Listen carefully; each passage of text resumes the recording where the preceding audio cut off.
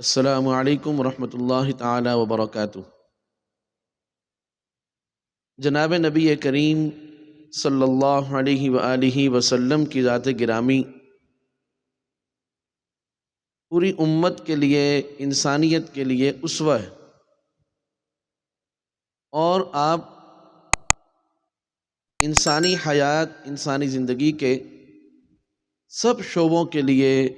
بہترین اسوہ ہیں اور بہترین رہبر اور بہترین رہنما ہیں۔ رمضان المبارک میں ہم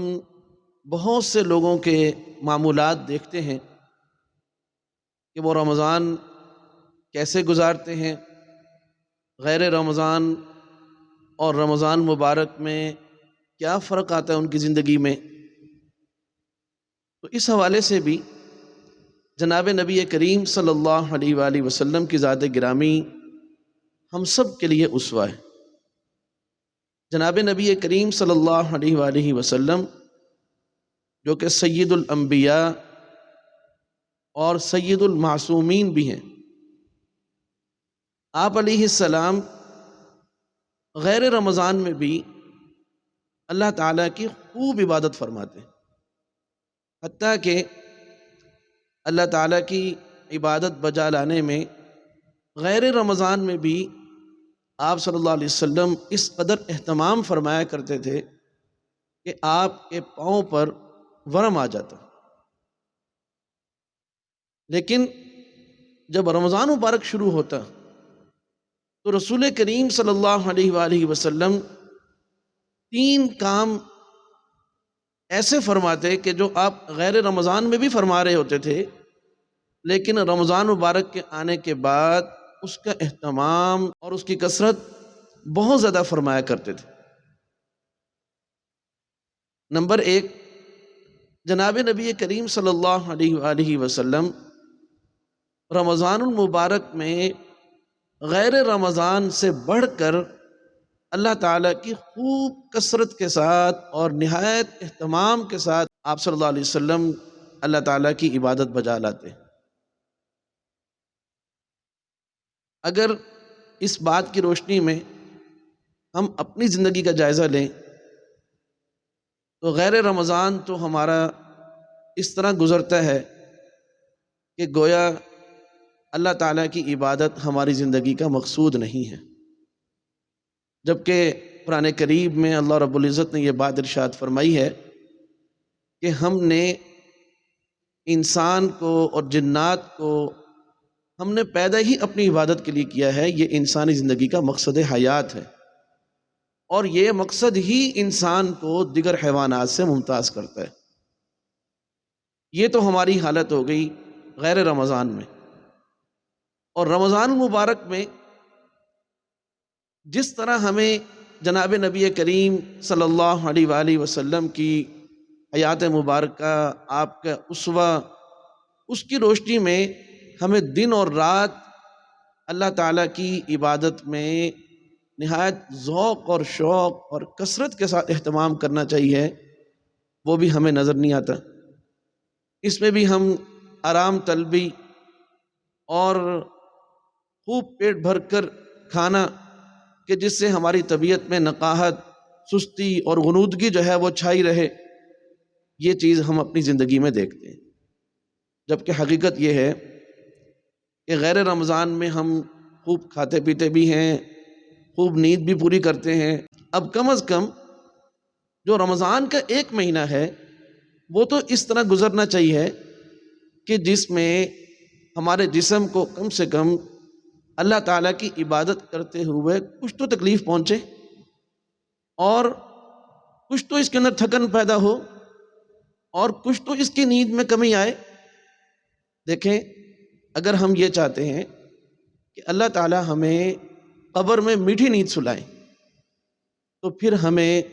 دنیا کی زندگی میں کچھ اپنا آرام قربان کرنا پڑے گا۔ اگر ہم یہ چاہتے ہیں کہ ہم آخرت کی زندگی میں راحت پائیں، تو ہمیں دنیا میں اللہ تعالیٰ کی عبادت کے لیے کچھ تکلیف اٹھانی پڑے گی۔ اگر ہم یہ چاہتے ہیں کہ جنت میں ہمارا جسم ہمارا بدن خوب عیش و عشرت حاصل کرے، تو اس کے لیے پھر ہمیں دنیا کی کچھ قربانیاں دینی پڑیں گی۔ انسان کو کچھ پانے کے لیے، دنیا کا اصول ہے کہ کچھ پانے کے لیے کچھ کھونا پڑتا ہے، تو اگر ہم اپنی کچھ دنیا کھوئیں گے تو اس کے بدلے میں اللہ رب العزت آخرت ہمیں عطا فرمائیں گے۔ اور دوسری بات کہ جناب نبی کریم صلی اللہ علیہ وآلہ وسلم غیر رمضان میں بھی آپ انتہائی سخاوت فرماتے، لیکن جب رمضان مبارک شروع ہو جاتا تو جناب نبی کریم صلی اللہ علیہ وسلم کی سخاوت وہ موسلا دھار جو بارش ہے اس سے بھی زیادہ اس کی رفتار بڑھا دیتے تھے کہ آپ صلی اللہ علیہ وسلم مخلوق پر، اللہ کی مخلوق پر آپ خوب خرچ فرما رہے ہیں۔ یعنی کیسا خوبصورت آپ صلی اللہ علیہ وسلم کا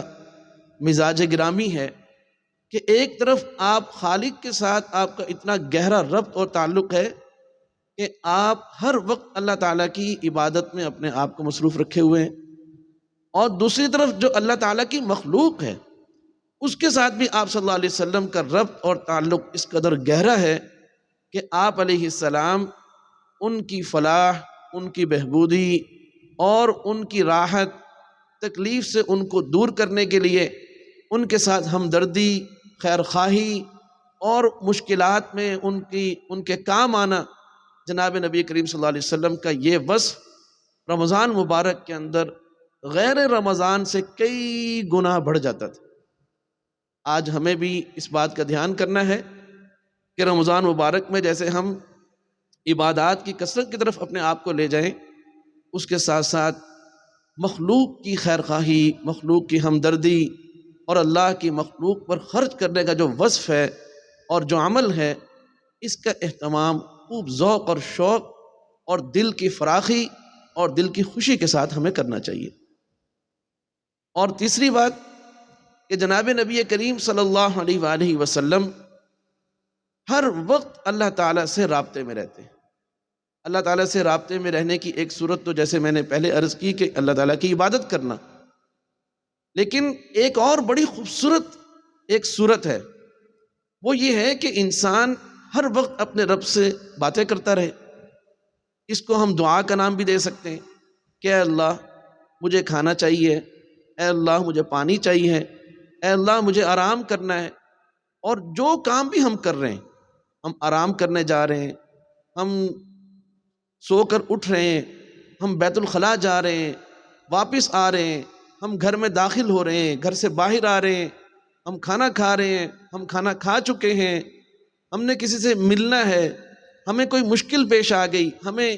اللہ تعالیٰ کی طرف سے کوئی خوشی پیش آ گئی، ہمیں کوئی تکلیف پہنچ گئی، ہمیں کوئی انعام مل گیا، ہمیں کوئی راحت مل گئی، ہر موقع پر ہم سفر کر رہے ہیں، ہم کوئی بھی کام زندگی کا کر رہے ہیں، جناب نبی کریم صلی اللہ علیہ وسلم نے ہمیں ایسی مبارک دعائیں سکھائی ہیں کہ ان دعاؤں کے ذریعے سے انسان ہر وقت اللہ تعالیٰ سے رابطے میں رہ سکتا ہے۔ اور اس کے علاوہ مستقل نفل پڑھ کر یا کچھ وقت نکال کر ہاتھ اٹھا کر اللہ تعالیٰ سے اپنے معاملات کے حوالے سے، اپنے کاموں کے حوالے سے، اپنے مسائل کے حوالے سے، یا اللہ کا قرب حاصل کرنے کے لیے، اللہ کی محبت حاصل کرنے کے لیے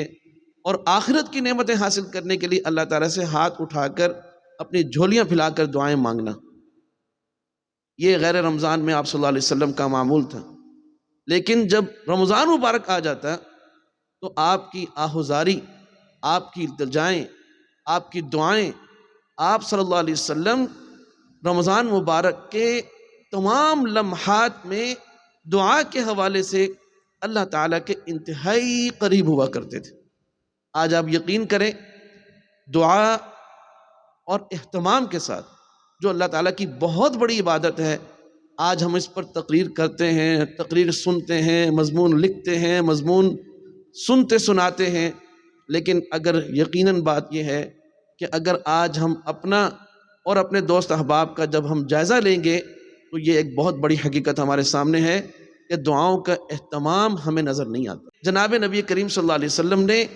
تمام مسائل کے حل کے لیے دعا جیسی ایک عظیم عبادت اللہ تعالیٰ سے ہمیں لے کر دی ہے، اور آپ نے اس پر عمل کر کے دکھایا۔ ہمارے سارے مسائل کا حل، وہ میری ذات سے متعلق ہو، وہ میرے فیملی سے متعلق ہو، میرے کاروبار سے متعلق ہو، اور وہ میرے